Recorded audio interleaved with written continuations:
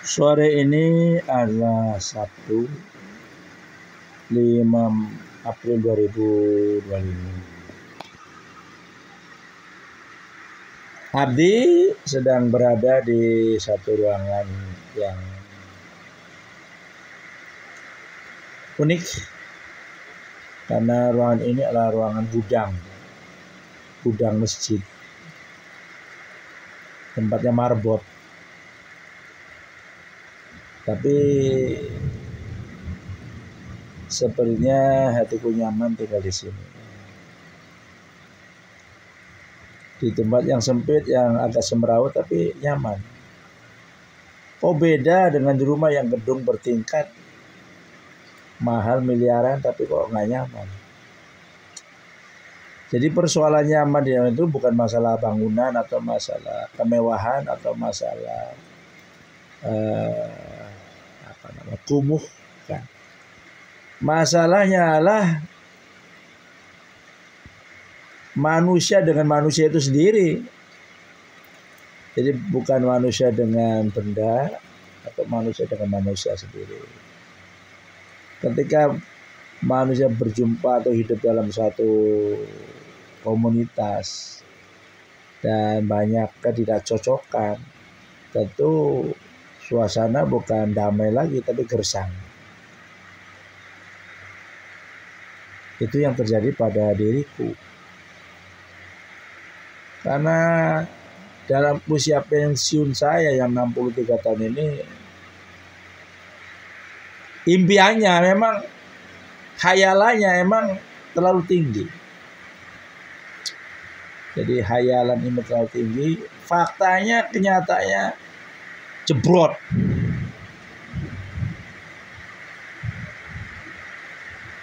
Faktanya bukan setinggi langit, setinggi kelapa, jebrot sampai tani comberan. Ya Allah, jadi kita glosor. Bertahun-tahun kita berusaha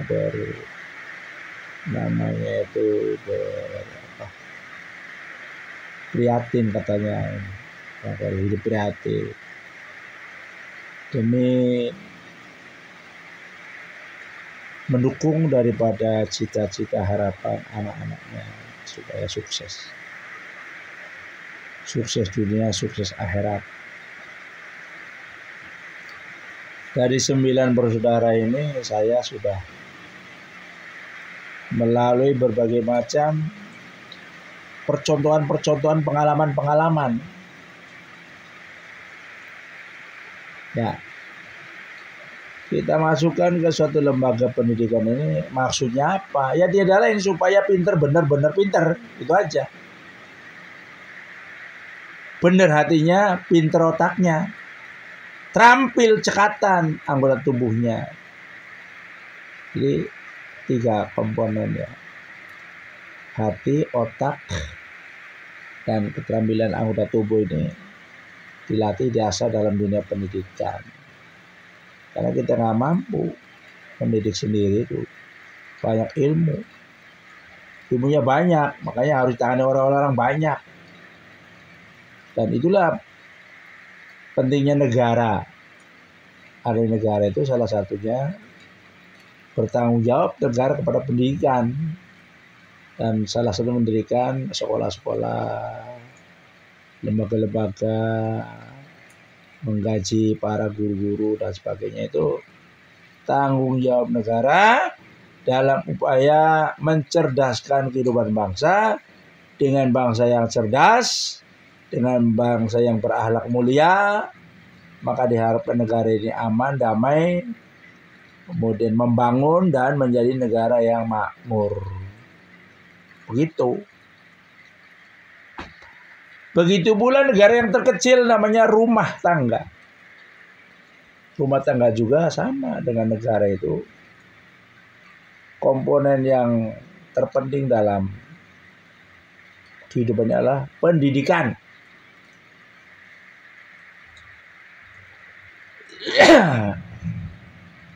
Sebab pendidikan itu menggelar ilmu. Sebab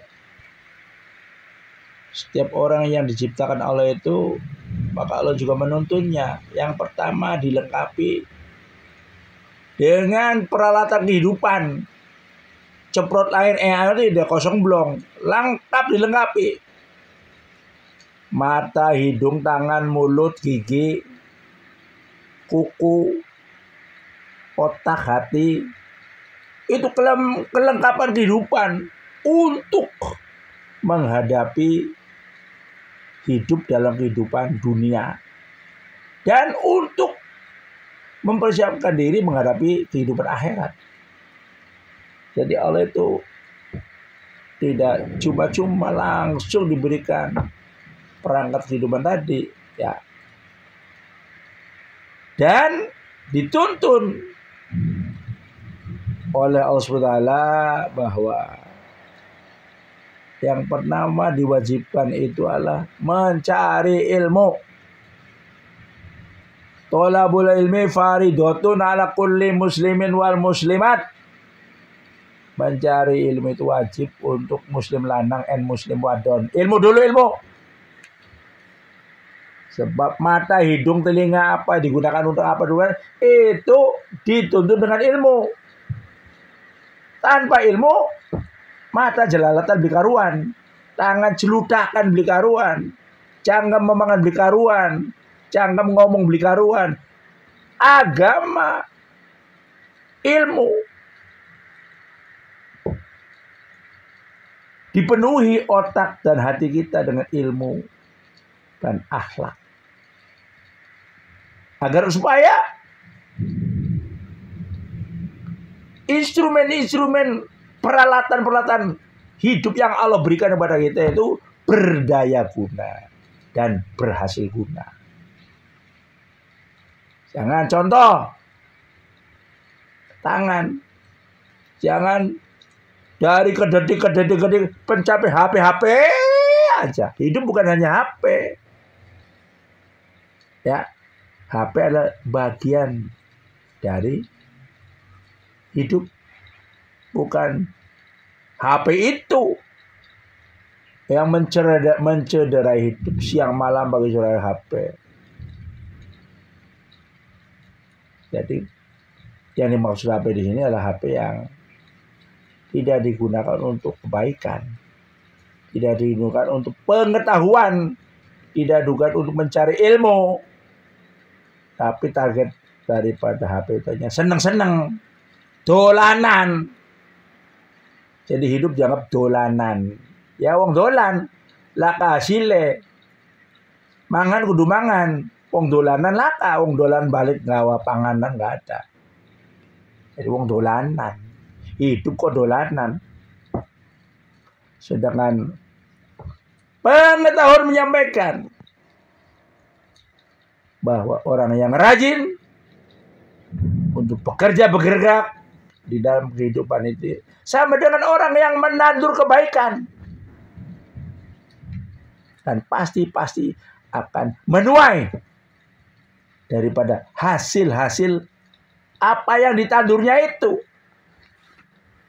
Jadi akan muncul, akan menuai kebaikan. Tapi orang malas, cules, akan menuai sengsara. Makanan tidak akan hadir sendiri. Harus dihadirkan. Dari mana itu? Ya bekerja. Bekerja dan bekerja. Kerja bakti atau kerja ikhlas. Kerja non duit, kerja yang tidak memproduk duit, kerja untuk kebaikan semua. Nyapu, nyuci, lah duitnya. Tapi ini untuk kebaikan diri kita dan anggota keluarga lainnya. Kerja bakti. Orang yang rajin dalam kerja bakti, siap-siap. Apa siap-siap? Untuk melanjutkan kerja berikutnya, karena sudah dimulai dengan senang kerja. Laka duit gelem. Baru nanti Allah tuntut ya kerja profesi kerja yang akan mendatangkan ekonomi. Yang pertama bagaimana supaya mangan aja tahu mangapa mangan tuku dewek. Mangan tuku beras dewek. Dari mana tukunya? Duit diperoleh dari kerja. Jadi usahakan kira-kira mandiri. Wis gede jangan amba dasi denggol ya mulai izin kira-kira malu nemplok bae malu ngereriwuk ayo mandiri. Saya akan bekerja untuk menghasilkan ekonomi, untuk membeli beras, membeli keperluan hidup, untuk hidupku, supaya ucul dari uang tua. Goodbye, sayonara. Dan selanjutnya akan saya datang. Apa mama butuh apa? Bapak butuh apa ngomong. Nih tak jumpon nih, oke duitnya.